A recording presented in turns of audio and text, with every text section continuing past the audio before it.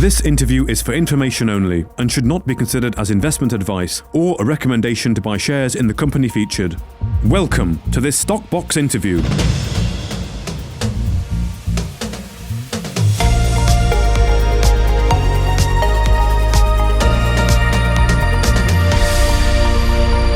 Hello, welcome to Stockbox.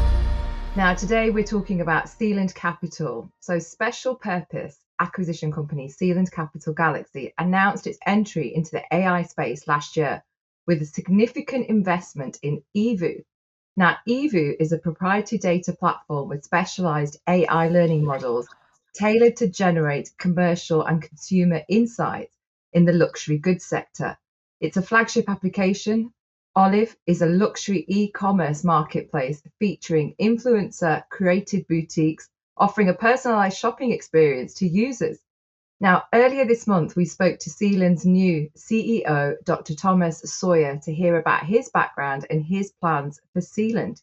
Now, today, we're joined by Evoo's founder and Chief Strategy Officer, Michael Callis, to hear more about what Evoo does and how it plans to grow alongside Sealand moving forward. Michael, thank you for joining us. Great to have you with us at Stockbox. Tell us a bit about yourself and the experience in the industry, and what was the motivation behind building and founding Evoo? Sure. So I started my career, like everybody does at age 18 or so, but my first career was in music. I was an opera singer. And I did so Right. for about 10 years. How they say when God puts things in your way, you kind of like the way you work through them defines you. And Yeah. my parents were not delighted with that choice. So they said, no money for you, figure it out. So I started a firm in New York, a real estate firm that we were able to grow and sell before I was 27, 28 or so. We use Sidekick phones, which of course predates the iPhone, which tells you a Yeah. little how old I am. And that's okay. I'm good with it. Um, and so after doing that, I moved to Europe to sing, and then the market crashed and there was like no work left. So because I had done some kind of crazy stuff with technology in a space that had no technology whatsoever, some people in Spain took notice. I wound up starting to work with BBVA Bank out of Madrid, supporting them on their sort of beginning of the fintech innovation journey. I was CEO of a firm called Step One Ventures in Madrid, and we were really focused on bridging the gap, not bridging the gap, or sort of creating creating a bridge between San Francisco, sort of Silicon Valley. So Yeah. after that, Silicon Alley in New York, where I'm more comfortable, and Europe, and had a lot of success sort of in the early fintech days, working on the sort of industrial, boring stuff no one cares about. But we do because we're nerds. Mm. At that point, I sort of after a few years there, I was asked to join Vodafone's group's innovation sort of global team, and I was global head, whatever that means, right? Of looking after all these innovation things in different markets. And it was also given a ventures title in the U.S. So I was sort of straddling both sides of the business, new product, and then also kind of investing in 2, 3, 5, 10 years forward, right? Did some very cool stuff there. But at Yeah. Vodafone, I was asked to go down to Kenya and begin to look after M-Pesa, and then expanding the product with Mshwari in Ghana, et cetera. So I really got baptized by fire into the fintech space and the person-to-person banking. So I kind of that sort of obsession, I guess, of doing this right got me into the data space, understanding people's behavior better. And in fact, Mm. one of the investments I support on at Vodafone was an early kind of behavioral analytics thing on how you use your phone and how that makes you understandable, right? Mhm. And my journey has sort of been in the fintech space, in the deep tech space. And right after the pandemic, I was in Dubai and I saw my dear friend Neil Stevenson Moore, our CEO and my co-founder. Right. And he had been working on a really cool algorithm for fashion, right? He's a spectacular man, but he can't dress himself. And I tell him that because I say that with love, my friend, that doesn't work. So he started this Mm. app to kind of figure out how to dress better. His sister, his wife, and I were delighted. But we realized, kind of talking, at this conference, which is a crypto conference in Dubai, we basically went away and started drawing what has now become Evoo. And we've got some phenomenal investors behind us. And my my entree back into the fashion space, luxury space, really is, I grew up in New York City and, sort of raised by designers and opera singers and crazy creative people. And I just love it. I love kind So of you're being able to, perfect for this. I love, are you kidding? I haven't that time. And the best part is that my co-founder does all the hard work. I get to dress up and go to parties. But no, I'm joking. But really, our platform is really at the core of it about discovery, right? What is luxury to you is not luxury to me, or could be the same Mm, thing, right? yeah, And the way people sort of relate to luxury is fascinating. You'll yeah. have people hand down certain things. I mean, my mother has a little vault at home, and I Mm, always say, Mom, I bought you. My dad and I bought them. Why are you give them away? I'll decide who they go to. But there's a niece and there's a this and there's a that who get these little bags and things. And wow. it got us thinking that in this data world, there's got to be better efficiencies. And that's where Mm. we find ourselves in that sort of fulcrum. Yes, fascinating. Thank you for sharing that and giving us a bit more detail there. Now, the formation of Cevu provides an opportunity to partner with Sealand and develop the platform for the APAC region. So, was it always Evoo's intentions to reach that marketplace? And is there Absolutely. a big market in the region that would see It's value in a platform such as Evoo? it's a massive market. It's also a market that needs to be understood better by the West, right? Yeah, Even Asia, I'm assuming, right? I mean, just yeah, just Shanghai to Hong Kong are two complete different worlds, right? And of yeah. course, you compare Malaysia to Indonesia, and it's like, well, it's like saying the U.S. and Mexico. Yeah, we're really close by, but we're real different. Being half from both, Hmm. places, I can tell you, we're real different, right? Yeah, And I think that the more we're able to understand, first of all, the power of the influencer, right? yeah. People, there's the younger Asian, sort of Chinese especially, tend to Hmm. buy, tend to follow things as a group, right? And sort of they assign value to what their friends are doing and sort of their micro trends. Whereas Mm, in the West, it's more like, well, she made the choice to combine that Fendi with the Missoni, and it looks crazy, but it's her, right?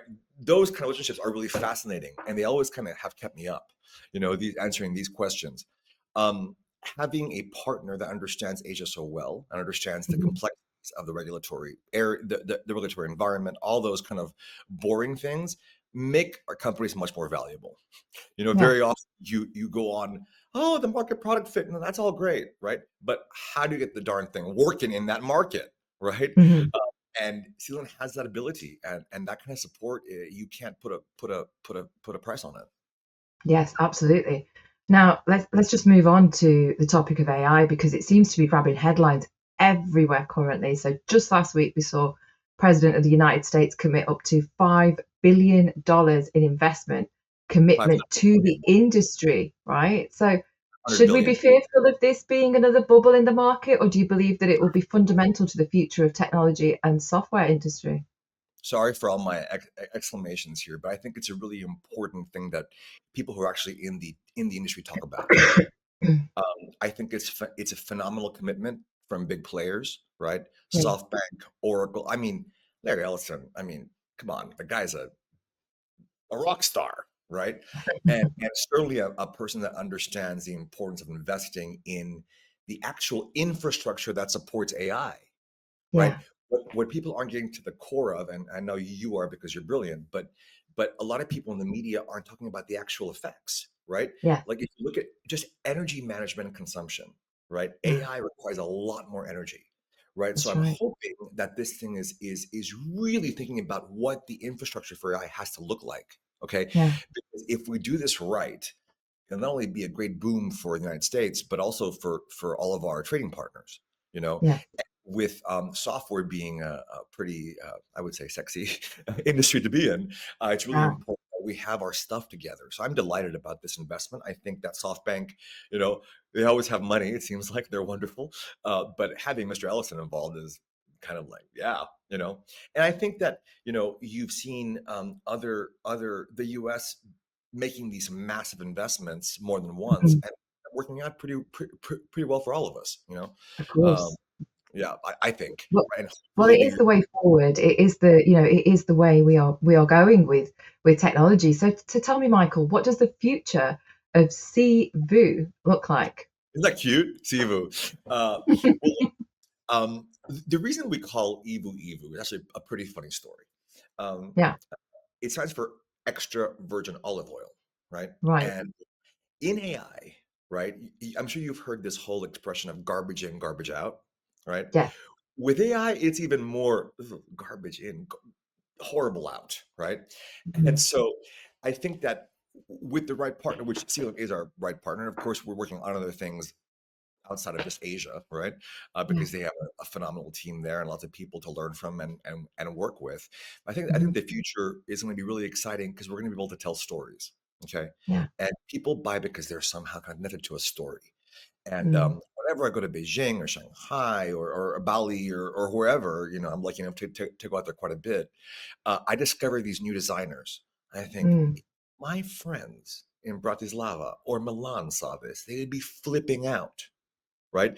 The problem is that the desire for us to explore what luxury means, new types of luxury, is hard to understand, and that's what we do, Mm. right? So I think that combination of that's going to be, um, let's talk brass tacks, right? Hopefully, it Mhm. means that the existing luxury players make some more money, right? Efficiently, a nice profitability there, perhaps, and Yeah. also that new aspiring designers get a chance to find a new audience in Yeah. uh, in both directions, right? I Yes. would love it if next Fashion Week in Paris, you're seeing people wearing stuff from some designer in Shanghai. That'd be awesome. Mm. As a We result of this, that would be Yeah, absolutely that's the whole amazing. goal Yeah. here, right? Is to connect people to what gets them excited, right? And also Mhm. to understand things like sustainability. These words are out there, and luxury is working really hard to kind of meet these needs. But when you're not really sure what that actually means to your consumer, it's Yeah. really hard to understand that. And hopefully, we're able to clear some things up. I mean, that's the hope. Yes. Absolutely. Well, do you know what? It is looking really, really, great, and we do appreciate you taking the time to come on My to us pleasure. here at Stockbox and tell us all about it. Of course, we were speaking to yourselves a little bit earlier on this month, and it's great to have you on, Michael, as well, with your take on it all. And it sounds really exciting. We do hope to continue to follow your story here at Stockbox Thank and you. have you back on again really soon to tell us more Hey, about, the recent developments and the progress that you're making. But thanks for taking the time to speak to us anytime. today. Love it. Thanks for your time, Pam. Have a great week. If you enjoyed this interview, then give us a thumbs up, a like, or a retweet. Subscribe to us on YouTube or follow us on Twitter and hit that notification bell to be the first to know when we release new content. There's loads of great content on our website too, across all our programs at stockboxmedia.com. Thank you for watching.